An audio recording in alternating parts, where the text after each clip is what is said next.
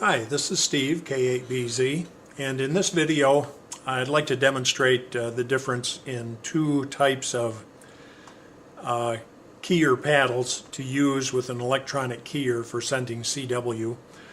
This is mainly for folks who aren't CW operators at the present time, to try to encourage you to take an interest in CW and give it a chance. Give it a fair, good faith effort to attempt to learn CW, and the satisfaction you get is going to far outweigh the little bit of effort you need to put into it to become a CW operator. It may seem like a very difficult task, but learning CW and becoming proficient in CW is fun in itself. It was for me. And I think it would be for a lot of hams if they just give it a chance and give it a try. If you operate HF at all, and if you like to try to work a DX station once in a while, you're going to find that you're going to have a lot more success on CW with modest equipment than you do on single sideband. It's a good low power mode. It's a good weak signal mode. The best sound card and signal discriminator in the world is the one between your ears. And you can pick out CW signals and get call signs and make contacts and have a lot of fun with 100 watts and a wire antenna, and even working with 50 or 60 watts and even less on CW. It's a great low power mode, and not all of the DX expeditions are going to work JT65 or PSK or some of the sound card digital modes that you can use without having to learn CW, but they're all going to work CW along with single sideband, and you're going to find that your chance of getting that contact on CW is much greater than it is on single sideband with modest equipment and simple antennas. So with that, we're going to show you a couple of choices for paddles. They're both good. In my opinion, one's a better way to go than the other, but they're both good, and I just want to show you the differences and give you an understanding of how they're used and what the differences are. This first key on the right, it's a Vibroplex single lever keyer. It has two sets of contacts that can only be closed one at a time. You can either close one set of contacts or the other, but not both. By pushing the key to the right, you're going to close the set of contacts that's going to cause the electronic keyer to send DITs. By pushing the lever to the left, you're going to close the other set of contacts that will send DAs. Now, like I said, you can't close both of them at the same time, so in order to send DITs and DAs, you have to manipulate the lever back and forth.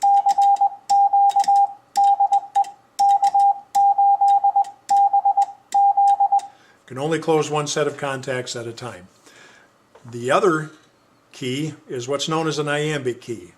Some hams might refer to them as squeeze keys or dual lever keys.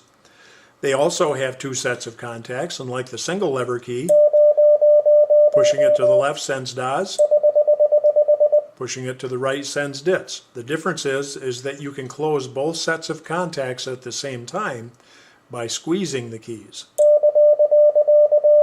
And it'll alternately send DITs and DAs. The first character sent is going to be determined by the first paddle that's closed. That closes the DA paddle first. This will close the DIT paddle first.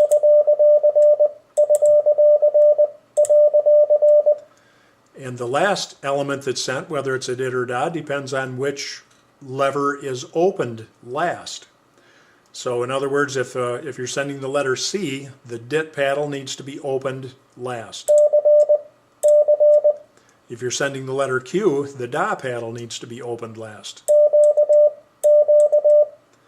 So there's a little more practice that might be required with an Iambic key, but we're going to take a look at something more. Now I'm going to slow the speeds down a little bit. Right now these keys are set at 22 words a minute, but I'm going to slow them down to, let's say, 16. Drop that down to 16 words a minute. We'll start with a single lever key, and we're going to send the letter C. The letter C is da, dit, da, dit. So we need to send a da, reverse the direction, send a dit, reverse the direction again and send a da, reverse the direction again and send a dit.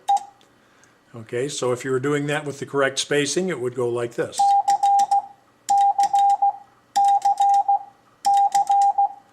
Now, let's do that same thing on an iambic key. Now remember, if we close these keys, we need to send a da first. So we want to make sure that one's closed first to send da, dit, da, dit. So we're just going to close it, keep them squeezed until we get to the end of the character, and then when we release them, make sure we release the dit key last.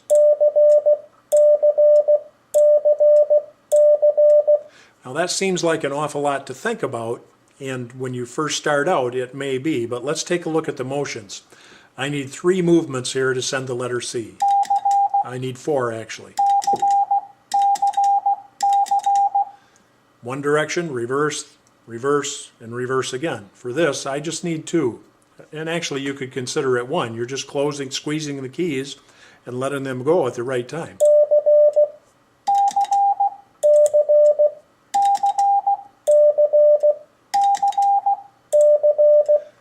A lot more motion here and a lot more movement here. Now, let's consider the letter Q.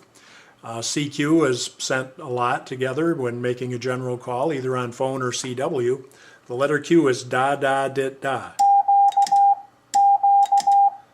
We can send the 2 das, reverse direction, get the dit, reverse direction again, get the final da.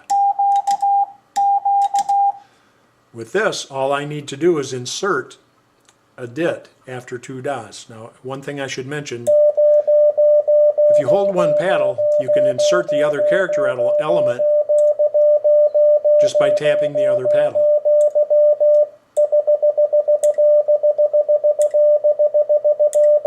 Or squeezing them. So to send a Q, da, da, dit, da.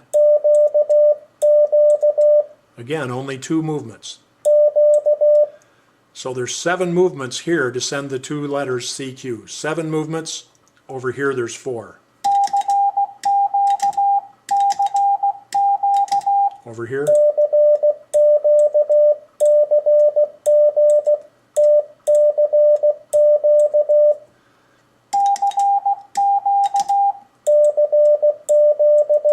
A lot more movement here on a single lever key than there is on the iambic key.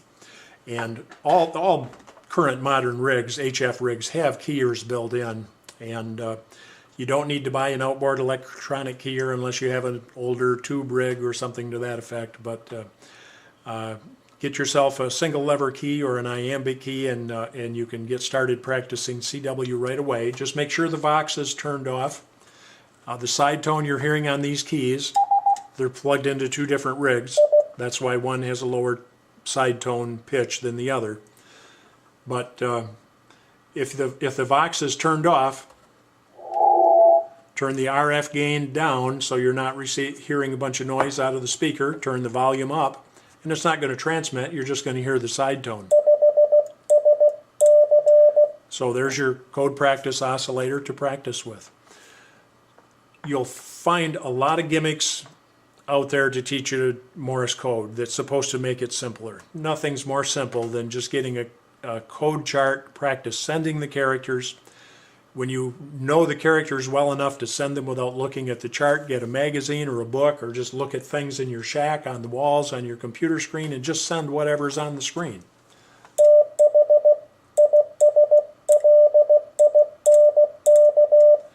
And just practice that until you have enough confidence that you can just send the basic information for a basic QSO. RST, your location, and your name.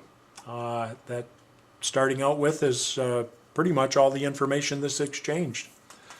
You can go down on 40 meters above 7100 kilohertz, and there's a lot of slow speed CW activity there for people that are just beginning working CW, and a lot of old timers also.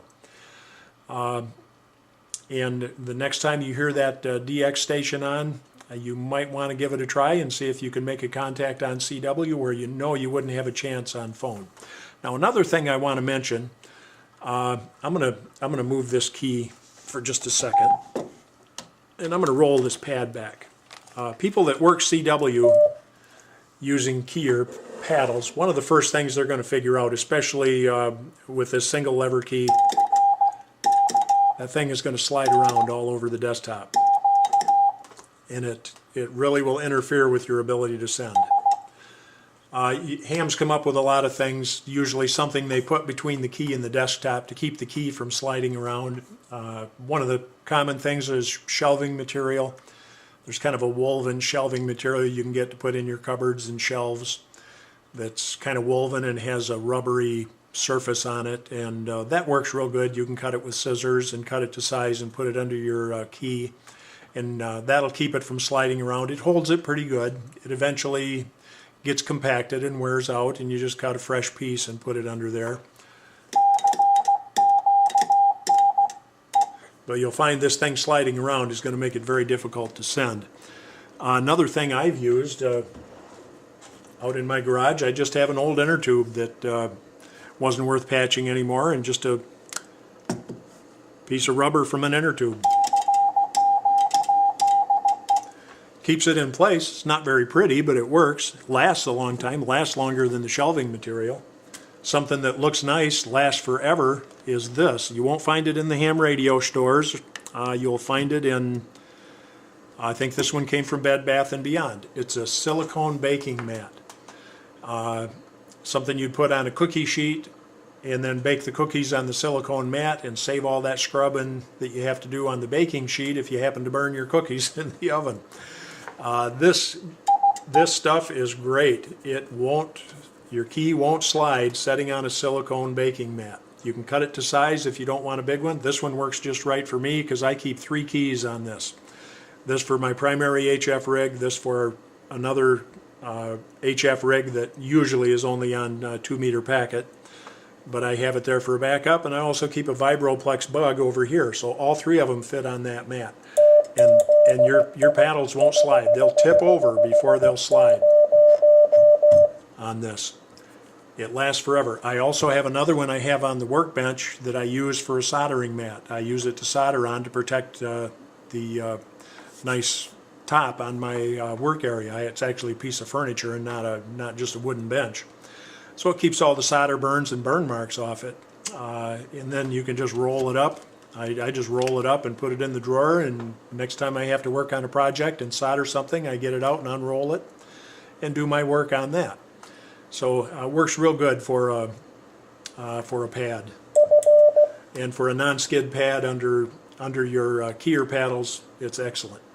So given a choice, I would recommend newcomers to CW skip the hand key.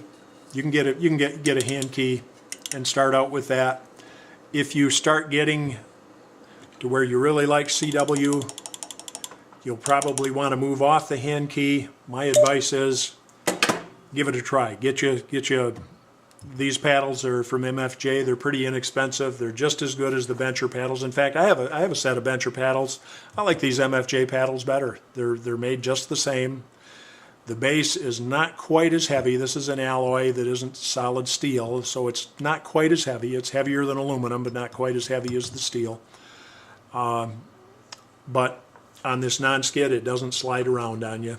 And I like the feel of these paddles better, and I think they're a little better looking than the bencher BY1 paddle. But other than that, they function just the same. Single lever key, great. Go for it if you have a chance to pick one up. You can buy these new cheaper than you can buy these used, just because of the collectability of the Vibroplex product. But give it a try. Give it a good, honest effort. Work on your CW. Don't bother trying to find some gimmick to where you can wear headphones and learn it in your sleep, and some of this other stuff that I'll kind of hold my tongue and not tell you what I really think of them. The best way to learn CW is just get you a chart, practice sending the characters. When you can send the characters, practice sending text off a computer screen or a book or anything around your shack. Then practice copying CW on the air And as soon as you can do it well enough to get on and exchange an RST and a location, get on and start making contacts, and you'll enjoy it, and before you know it, your speed is going to double and you won't even realize that it happened. So with that, I will say